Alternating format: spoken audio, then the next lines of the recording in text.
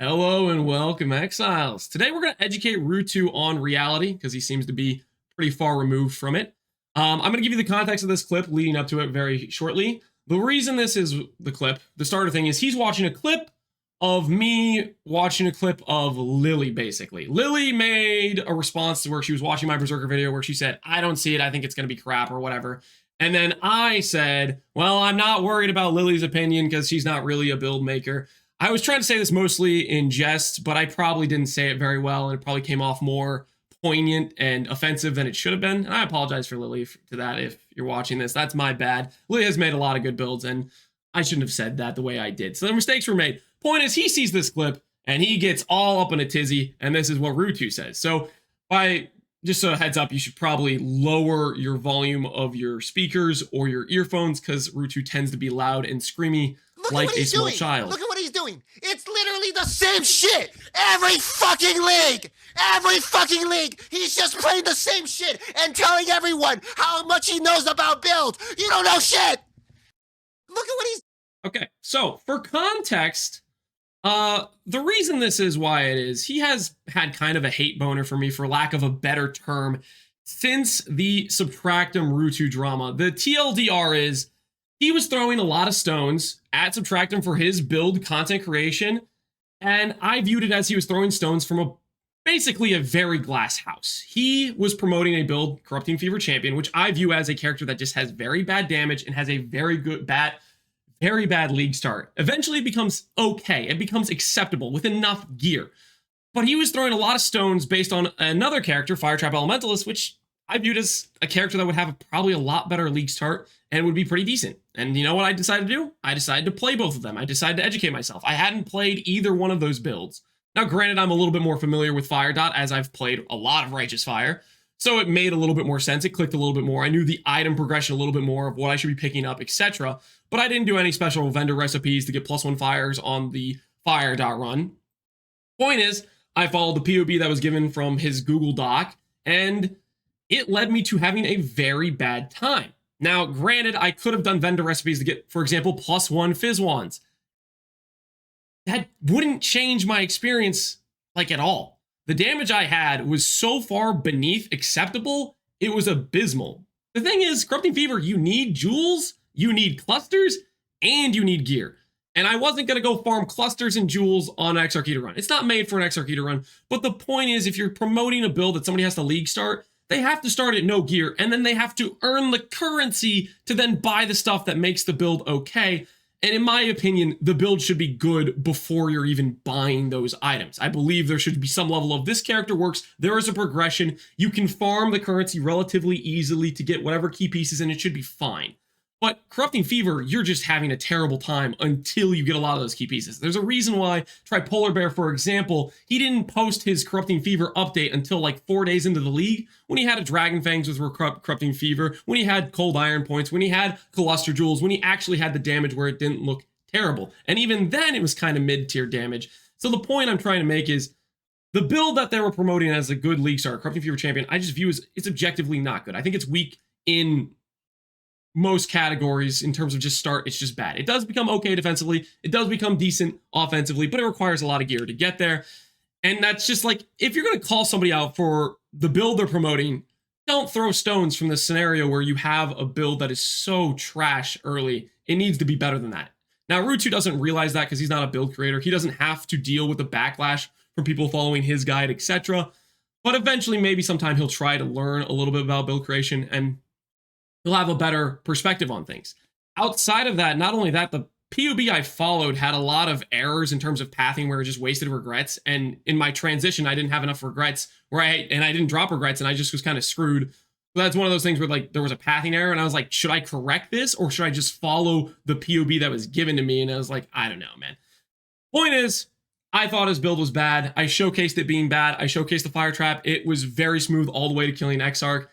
And he's been mad at me ever since. He said I stabbed him in the back when I believe it as I was showcasing what I believe to be truth, which is Corrupting Fever is not that good on League Start. It requires a lot of gear to be acceptable damage, and that's not something people should be promoting. And I felt that way for a long time. There's a lot of people that love Corrupting Fever. Power to you, but I just don't think the damage is there. Now, Outside of that, he's saying I create the same build over and over and over again, and I don't know anything about build making. I've never made anything, etc., etc. And I said, let me look inward. Do I actually make the same build over and over again? He's probably just looked at Reddit recently. Reddit had a meme about how I was doing the classic lancing. I had a Balbala, I had a Wrathpith, and I had an Ivory Tower. So that's where his accusation is coming from. He's just not well educated on the builds I've made, and it's okay. We're going to educate him now. On the characters I've made, I looked all the way to Delirium League. That was the first league I posted a league start build where I said, this is the character I'm going to start. I wasn't really making a guide. I was just like, this is the character I'm going to start. This is my plan. We'll see if it works. I wasn't really a consecrator at this point. I was just sharing what my plans were. And so I went all the way up to there. These builds do not include characters that I haven't made a video on. I'll give you an example. Searing Bond Hierophant was one of the worst builds I've ever made. Didn't even make a video about it because it was so bad. I deleted it in the first map I played with it, with the gear on it. It was that bad. So I didn't include builds like that. I also didn't include characters that were just doing like league start progression runs. So like if I did a run to Exarch, I didn't include that as a build because it wasn't a fully fleshed out build. It was just kind of like, oh, I'm going to try to do an Exarch run. I'm going to practice. I'm going to get better. Something I've been doing more recently in leagues, trying to get better at the game. Those aren't really builds. They're not really guides. I'm not really showcasing the people. So those are the things I didn't include. And then on top of that, a character based on the amount of playtime I may have made more videos on. For example, Righteous Fire, Scion, I made multiple videos on because I progressed it from 20,000 energy shield to 69,420. There was a lot of gear upgrades I made. There was a lot of repathing I did, and I wanted to show updates as I was doing it. You know, I didn't want to just leave people that were following the build on YouTube dry as I made progression. So I did updates, but that is just one build, and so it's only being counted as one build, even though I made like 5 videos on it, if that makes sense. Now, going through this, I counted 147. I'm human. I probably counted wrong. You can fact check me on this. I'll probably be a little bit off. That's okay. I counted 147 builds. Of these builds, 29 used Balbala, 10 used Ivory Tower, and 12 used Wrathpith. Quick little education stream for Ruetoo, because he probably doesn't know this. Balbala can be used for a lot of different builds for a lot of different reasons. Reason number one you can use it is if you want to have good uptime on a Val skill. For example, Val Burning Arrow has a short cooldown time, and if you stack 2 of these flasks, you can use one, use the other, use one, use the other, and then you can have basically constant Val Burning Arrows, which can do a very big shotgun. I did that a couple times. Another example is you can use it for low life builds. That's one of my favorite ways to use it, Coruscating Elixir, or just some sort of key flash you need, like a Ward Looper. You can use it for that as well. Another good example is just using it to have flasks during a boss fight. For example, my Trickster Chaos thought I was res capped, but I was just trying to min-max my defenses a little bit more, and I wanted good uptime on 5 maximum element resistance. So I took the time to farm Balbala. It didn't particularly make or break the character. It was just a good use of investment. It was just a high value thing. Similar to things like putting on a Mage Blood. That doesn't make the character a bad character or a good character. It just means you're probably min-maxing it. You realize Mage Blood's your best in slot, and you took time to put it on. How you use it, what flasks you use with it, that changes how good of a build you've made or whatever, but it doesn't make or break whether or not you can create a good build, because Mage Blood's just it's a good choice to use. You know what I mean? There's a lot of people that have probably used Mage Blood a ton of times, but that doesn't mean they're uncreative or they haven't created anything original. It just means they've probably been min-maxing their characters. Outside of that, Ivory Tower, for those who don't know, actually has 2 very distinct use cases. Connor, 1 mana left, refers it to left Twix versus right Twix. Now, right Twix is actually over here, but for you, it looks the other way. Anyways, point is, left Twix is where you stack a bunch of life, you reserve that life, and you get a big ES pool. Things like the Righteous Fire, Scion I created, that is a good use of life stacking with Ivory Tower. The other example is a mana character, where you take advantage of the chaos damage does not bypass mana line, and you invest into a bunch of mana scaling and makes very distinctly different characters in terms of what you're investing into or what type of build you're making.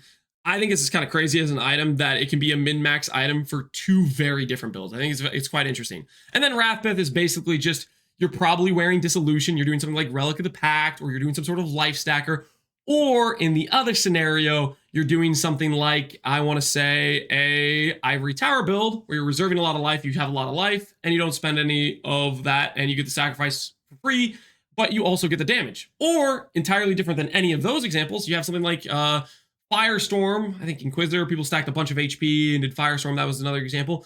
Point is, very good with life stacking, just a lot of percent damage, a lot of percent crit. They all have distinct use cases, they can be used in multiple different ways. It doesn't necessarily mean every single build is the same. Like, there you can show two Balbala builds right next to each other, and they can be completely different things. Now, outside of that, all of the builds I went through, I found 4 total instances of me using all 3 of this combo. Basically, what he's referring to as the same build every league. I have a total of 2.7% of my total builds I've ever promoted on YouTube is the same build every league. A little bit off, you know, numbers are hard for kittens. They don't quite understand how math works. Sometimes it just goes past you. I understand that. And then for 2 combos where I'd use any combination of the 2 of these, I had 2%, 3 builds examples for it. Obviously, this is pretty low use rate from all the builds I show here, and there is some context to that. I have, for example, Wrathpith got buffed in like 319. Before that, I didn't really use it before, or maybe I did once or twice. I'm not 100% sure. But the point is, with these examples, the numbers are going to be a bit skewed. In Delirium League, I was a pretty big noob. There's a lot of things I didn't know. I still am a noob in a lot of aspects, and I'm learning, I'm getting better. But the point is, I didn't necessarily know about Bala. I didn't necessarily know about Ivory Tower. I didn't necessarily know about Wrathpith. So a lot of those earlier builds aren't going to use those items, but that didn't stop me from making good builds that are impactful. And I'm going to showcase probably 10 of my most obvious notable use cases where I've made a very good build that has been impactful in a pretty big way in terms of the meta or progressing how people make characters, or just an all-around build I would look at and I'd be very happy with how it turned out. Now, going through the builds, I'm not going to go into too much, but I'm going to scroll through the list so you can kind of judge for yourself of the characters I've made. We have the Necropolis builds, we have Affliction builds, we have Tota builds. I'm going to go through the full list. You can pause it. You can ridicule me for whatever characters I've made throughout this. Do whatever you like. I don't really care necessarily. You know what I mean? Make your own judgments based on these builds. A lot of these builds were bad. A lot of these builds were good. And a lot of the builds were me just trying things I didn't know before and then learning from them. So we'll get all the way down through all the builds. You can pause this at any point, look at those builds, make your own judgments, do whatever you want. I don't really care. Now, I'm going to specifically go over the notable builds, which I believe refute Ruetoo's example of, for lack of a better word, you don't know shit, Lance, is what he's telling me, right? I don't know how to make good builds. So, for example, of the notable builds, I pulled 10 builds out of the 147 as examples. Necropolis League, I made Mana Man. This was used as for Peak Archmage and RF. Basically, this was a character that pushed defensive boundaries beyond reasonable numbers. We got all the way to 1 million max hits and higher. These are numbers the cat couldn't sniff on his builds. I've never seen his builds anywhere close to these max hits. So hopefully he can work on that and improve himself and become the build maker he thinks he is. Next up, we have the Trickster Blade Trap. This character is probably the character I am the most proud of because it essentially defined the Valdo map meta starting on December 18th. That's when I posted my first video about this character. I had already run Mage Blood maps at this point. And the first time I ever saw a build that could compete with this character in terms of doing the hard, quad, feared, ghosted, 90% less damage maps was a Miracle, and he posted his build on February 12th, 2024, about 2 months later. I had created this build a few days after Valdo Maps got introduced. He created the build that could compete with it a couple months afterwards. I think that's a pretty decent achievement, and I didn't see Ruetoo do it. I saw Ruetoo die on Penance Brand to a relatively easy map.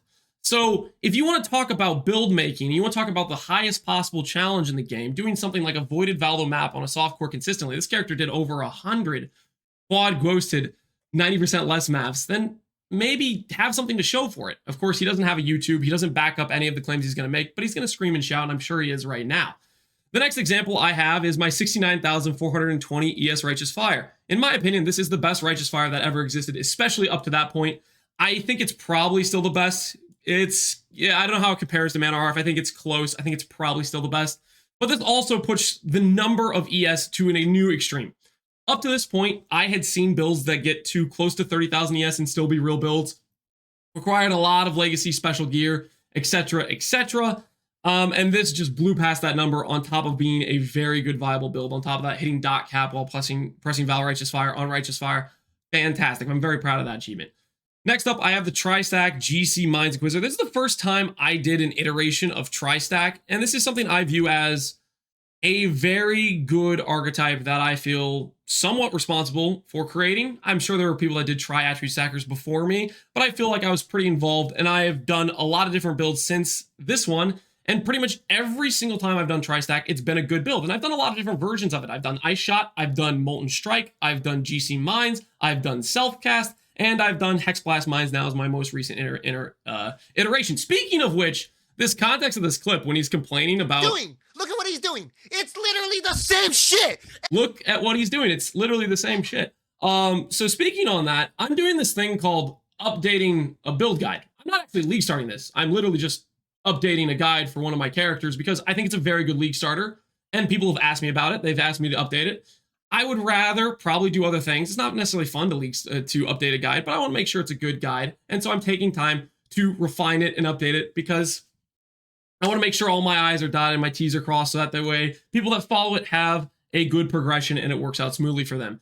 But he doesn't seem to know that. He thinks I'm playing this build again, whereas I'm just updating a guide. I don't know. Maybe he hasn't seen Zizaran update Explosive Arrow 10 times in a row. Maybe he hasn't seen Palestron update a guide multiple times in a row. Maybe he doesn't know people update guides, but we do that in the build making community where, you know, things change and you have to adjust the character based on the patch notes. People want to know, is the build dead? Is it to still work, etc.? But it's not something the cat would understand. He doesn't really make builds, so we shouldn't be too bothered by it. It's a simple shortcoming he has. It's okay. Anyways, after that, we have Original Scripture Assassin Icicle Mines.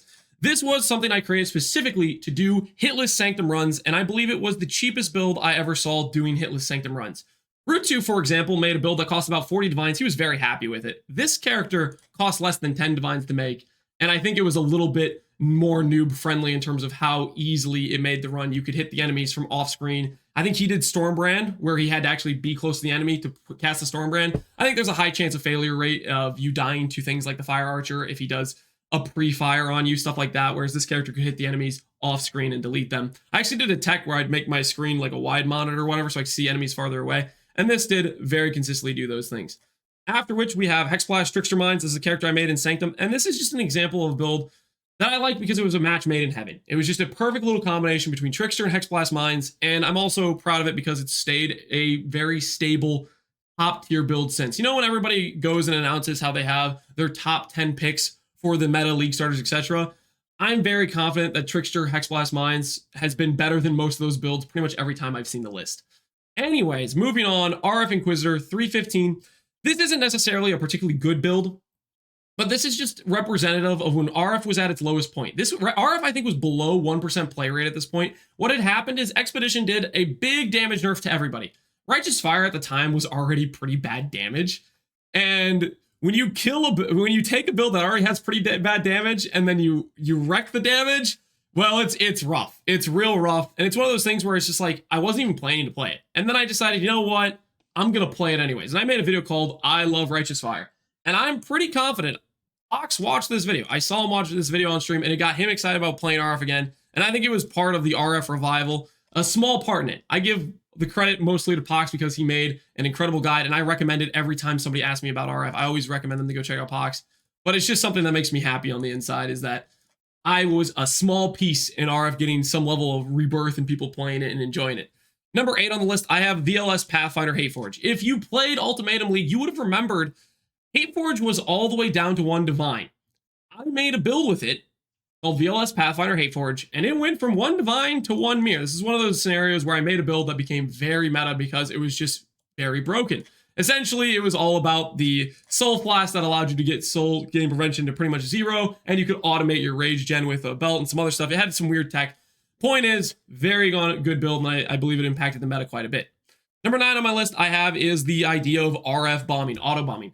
At the point that I made this character, it was pretty popular to make auto bombing characters, for example, with like Blade, Vortex, or even like Heralds and stuff like that.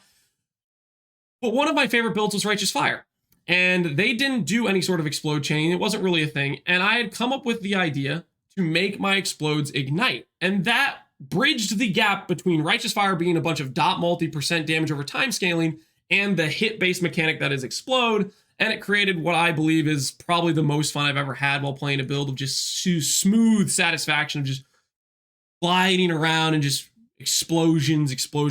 So I'm very happy with that, and I think it was a big part of improvement to how we make RF builds even up to this point. Now, after that, Guardian Herald Stacker.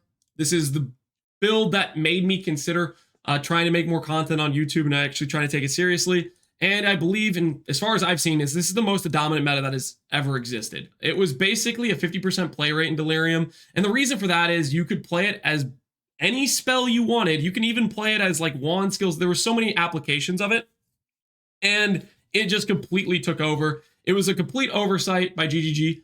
I was still very much a noob, but somehow I spotted a diamond in the rough, and holy cow, was that an interesting league because of it. Anyways, these are examples of the noteworthy builds I would pick out of the 147 I looked through today. And of them, one build uses Balbala, the GC Mines Inquisitor, and one build uses Ivory Tower, the example being my ES Righteous Fire Scion.